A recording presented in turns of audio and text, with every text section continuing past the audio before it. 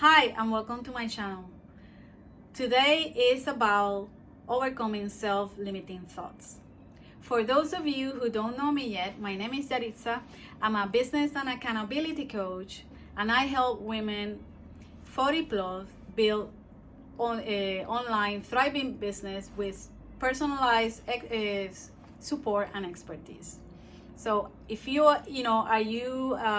have you dreamt of building a thriving online coaching or service-based business, and you are holding yourself back because of self-limiting thoughts?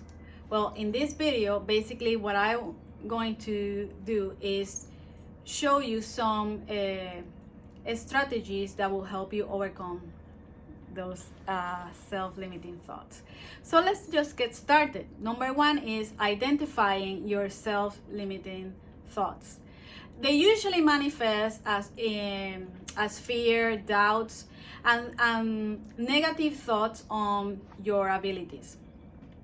And they come to you probably as like, I'm too old to start over, maybe you have come through a separation, or you became redundant at your job, and you're being wanting to start a business, and you start thinking, well, I'm too old to start all over. There are younger entrepreneurs out there who may know a lot more than I do.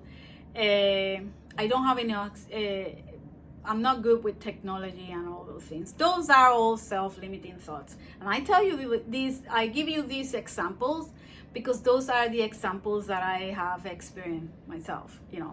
I have a lot of I'm not good enough. I face a lot of fear. Like, one example of this is making videos. I'm still struggle a bit. I'll get, but I have to do them. I want to do them, and I hope you watch them. So yeah, that's one of it. You think you're not good enough. It hit hard on me. So basically, this is a lot have to do with my own experience. But I also know that you are not alone, and that a lot of entrepreneurs face negative thoughts at one point or another. So the important thing here is to acknowledge them and move forward. The next step is challenge those self-limiting thoughts. Once you recognize those thoughts, challenge them, question their validity. And the best way to do them is with evidence.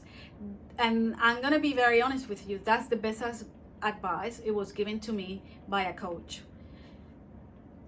I hire a coach to help me with those with my own mindset, because I have too many self-limiting beliefs, and I recognize that they were stopping me from doing my best work.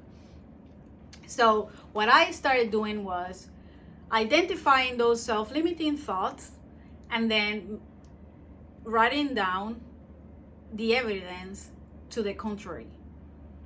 And that was the best thing I ever done, because I found that by doing so, you are able to move on. There is another way that you can, that will help you do that, is by Google people out. How many women in their 40s and 50s, they have started business from scratch, from nothing? Tons of them. Just look in Google, you'll find them. But to mention you more of the renowned ones, Vera Wan, Carolina Herrera, Diane von Furstenberg.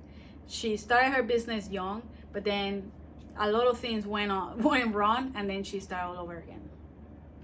So there's plenty, and just look for them. They are there. And you have to also replace those thoughts with affirmations, because they will remind yourself of your unique skills and experiences that make you who you're, whether it's an excellent coach or a service provider. You have to find the evidence. You have to find proof of that. And just do the list and you will find it. And then remind yourself with affirmations. And remember, affirmations will change as you move along the way with in your entrepreneurial journey. So affirmations that you may have had a year ago may be different to, or to the ones that you have now, or maybe perhaps 3 years ago. And that is normal. The next thing is, number 3 will be setting realistic goals. To overcome self-limiting thoughts, you have to set realistic, achievable goals. This is like the small win. Why? Because those are by breaking things into smaller tasks, they become much easier for you to achieve. You will feel better about it. And by feeling better, you are building momentum, you'll be happier, and you will continue in your journey. This is why I always tell people, celebrate your small goals. Because the small goals, or your small wins, because the small wins are the ones who are going to lead you to the big wins. So same thing, when it comes to wins, you celebrate those small goals that you celebrate. Those are your small wins. Celebrate them. And then go little by little until you build momentum and you will get there. And probably if you do yearly goals, by the end of the year, you're just like, oh, I got it, I done it, and so you're ready for the next. So I want to remind you that you may go slow, but you are growing steadily. Rome wasn't built in a day. Another thing is, when you start a business, this is a marathon, it's not a sprint. There's no other way to go about it. That's the reality of it. And that is why a lot of people give up halfway. And if you have read Think and Grow Rich from Napoleon Hill, he talks about it in his book, where he says, people, there is a story where someone quit 3 feet from the goal because they got desperate. This is for the long game. This is a long journey. So the next one is embracing continual learning. I consider myself a perpetual student. I always like to learn new and different things. I crave improving myself. So I'm big on personal development, but I also like to get into groups where there are like-minded people, where they can share their experiences and I can get a new perspective in different things. And I think if you're an entrepreneur, solopreneur, that's something that you should do. Find your people, find your community, because you will learn from, you will get a different perspective on everything. Again, this is a lifelong journey, so you always, in order to keep your business fresh and relevant, you should always embrace learning. And I think I will say those are the 4 things that you need to overcome self-limiting belief. And I say this for us women in our 50s, because with women specifically, we tend to be harder on ourselves.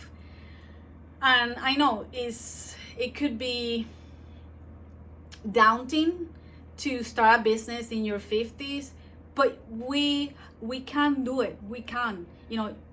I started my first business in my 40s, and now I'm in my 50s, in my early 50s. So we can. We have the ability. Trust me, we can do it. So the most important things here are, I will say, believe in yourself, challenge those negative thoughts, set achievable goals, and embrace learning. You will always have self-limiting thoughts coming to you, but the thing is that by identify them, you will get better at identifying those negative thoughts, and also you will get better at overcoming them, because now you got the tool to do that. Identify them and then look for evidence of the contrary. It's like, and that is the way that you'll be able to overcome self-negative thoughts. And they will always be coming. There will be different ones, but they will always come at different stages in your entrepreneurial journey. And that's basically what I wanted to share with you guys today. That's been my experience with self-negative thoughts, and that's how I go along the way, overcoming them. So let me know in the comments if you have self-limiting thoughts, and if you have in the past, let me know in the comments. And thank you so much for watching, and until next time, bye.